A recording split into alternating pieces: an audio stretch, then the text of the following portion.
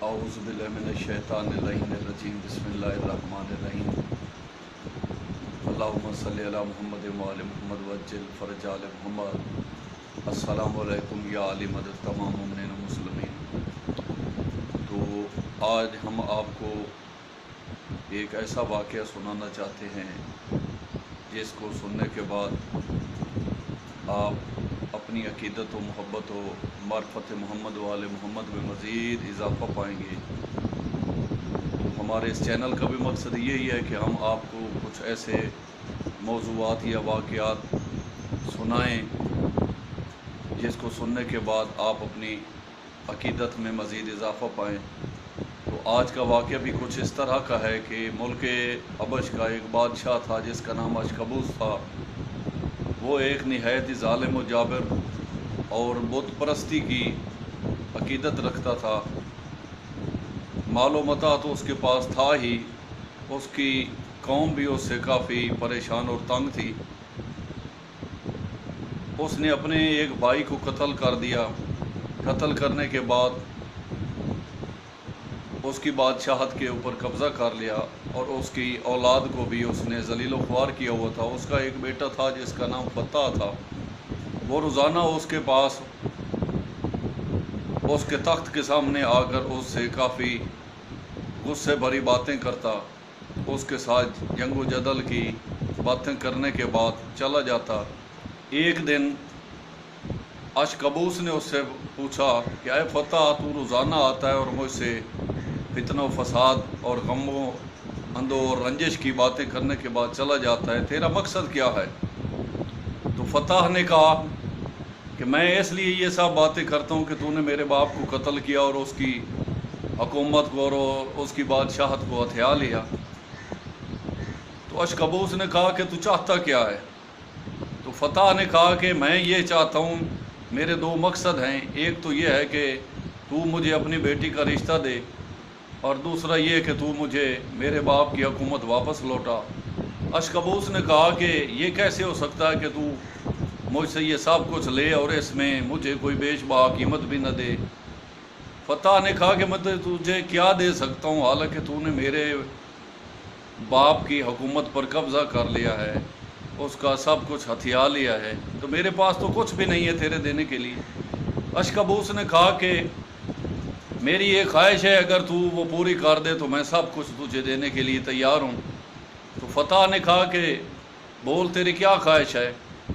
तो अशकबूस ने कहा कि मदीना में एक जवान रहता है जिसका नाम अली इब्न अबी तालिब है, अगर तू उसको कत्ल करने के बाद उसका सर मुझे ला कर दे तो ये हुकूमत और तेरी ख्वाहिश के मुताबिक, तेरी पसंदीदगी के मुताबिक, क्योंकि फताह उसकी बेटी के साथ मोहब्बत करता था और उसे चाहता था, वो बेटी मैं तुझे तेरे अक़द में दे दूँगा। फताह ने कहा ठीक है। तो अशकबूस ने उसे 7,000 अपने दौर के जर्नैल मिजाज फ़ौजी दिए, मालो मता और सामान सफ़र और रसद दिया, और फताह ने उसको कहा कि इन फ़ौजियों के साथ साथ तू मुझे अपना बेटा फ़ज़ल भी मेरे साथ भेज। अशकबूस ने फ़ज़ल को 7,000 फ़ौजियों के साथ फताह के साथ रवाना कर दिया। मुसाफ़त तय करने के बाद फताह जो है मदीना से एक फुर्सत पीछे जो है उसने क़याम किया। वहाँ पर उसने अपने खैमे लगाए क्योंकि वो काफ़ी थका हारा था। तो थोड़ी सी आसूदगी और आराम करने के बाद उसने फ़ज़ल को कहा कि चलो चलें, पता तो करें कि मदीना में वो अली नामी शख्स किस महल्ले में रहता है, किस शक्ल शबाहत का है। तेरे बाप की जो ये ख्वाहिश है कि मैं उसको कत्ल करूं और उसका सार उसको पेश करूं, तो पता तो लगाएं कि वो कितना एक जर्नैल है, कितना एक बहादुर है। तो फ़ज़ल ने उस फ़ौज में से 12 आदमी जो उसकी फ़ौज के निहायत ही बहादुर और नडर और जर्नैल और शुजा मिजाज थे, उनको अपने साथ लिया और शहर की तरफ रवाना हुआ। शहर के थोड़े पीछे ही थे कि सरकार अली इब्न अबी तालिब जलवा अफरोज़ हुए। उनके कांधों पर, उनके दोष अतहर पर बेलचा था। मौला किसी बाग में पानी लगाने के लिए जा रहे थे। تو فتح نے کہا کہ اے جوان، مجھے تو اس سے کوئی کام ہے، میری بات سنتے جا۔ تو سرکار علی بادشاہ نے جب اسے دیکھا تو یہ فرمایا صدق یا رسول اللہ۔ تو فتح نے کہا کہ ہم اس سلسلے میں آئے ہیں کہ ہم علی کو قتل کرنا چاہتے ہیں، تو کیا تجھے پتہ ہے کہ وہ علی کیسا دکھتا ہے، کیسا جوان ہے، کتنا بہادر ہے، کیا اس کی جنگ و جرنیلی کا کیا معیار ہے؟ تو سرکار علی بادشاہ نے کہا کہ اس کا رنگ روپ، اس کی چال ڈال، اس کا قد کاٹ، اس کے لڑنے کا انداز سب کچھ میرے سے ملتا ہے۔ اگر تو نے مجھے زیر کر لیا تو ایسے سمجھنا کہ تو نے علی کو زیر کر لیا۔ تو فتح جو پہلے ہی سامان جنگ و جدل کے ساتھ اپنے جسم کو زینت دیے ہوئے تھا، اس نے تلوار نکالی اور مولا علی علیہ السلام کے اوپر اس نے حملہ کر دیا۔ سرکار علی بادشاہ نے بیلچہ کے ساتھ اس کے تلوار کے وار کو رد کیا۔ جب فتح کافی تھک گیا وار کر کر کے تو علی بادشاہ نے کہا کہ اب میری باری ہے۔ تو سرکار علی بادشاہ نے اس کو کمر سے اٹھایا اور آسمان کی طرف بلند کیا۔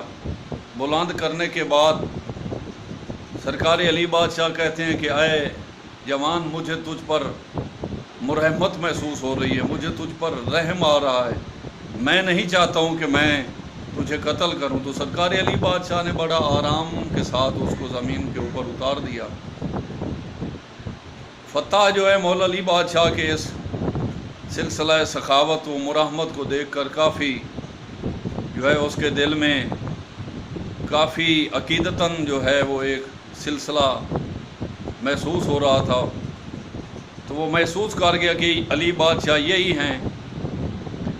تو جناب علی بادشاہ کو فتح کہتا ہے کہ اے بندہ خدا، میری 3 خواہشیں ہیں، اگر آپ پوری کریں۔ تو مولا علی بادشاہ نے فرمایا کہ اے جوان، بتا تیری کیا خواہشیں ہیں؟ تو فتح کہتا ہے کہ ایک تو مجھے اپنا کلمہ پڑھائیں، دوسرا یہ کہ مجھے اپنا غلام بنائیں، اور تیسرا یہ ہے کہ ساری زندگی اس غلامی کے ساتھ مجھے اپنے ساتھ ہی ہمہ پہلو رکھیں۔ تو سرکار علی بادشاہ نے اس فتح کو ایک نیا نام دیا جس کو کمبر کہتے ہیں۔ تو مومنین سامعین، یہ ہے اس عظیم صحابی محمد مصطفیٰ، صحابی محمد وآل محمد کا سلسلہ عقیدت۔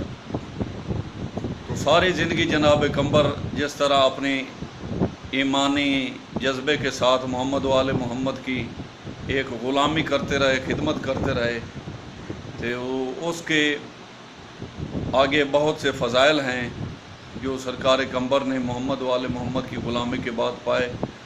تو محمد وآل محمد کے در دہلیز اطہر کی تمام مومنین کو غلامی اور خاک روبی جو ہے وہ قبول ہو، منظور ہو۔ محمد وآل محمد اپنی بارگاہ عظیم کے ہمیں ہمیشہ عزاداری کے طور پر زندگی نبھانے کے لیے ہمارے اوپر سایہ کرتے رہیں۔ آمین بحق محمد وآلہ الطاہرین۔ اللہم صلی علی محمد وآل محمد۔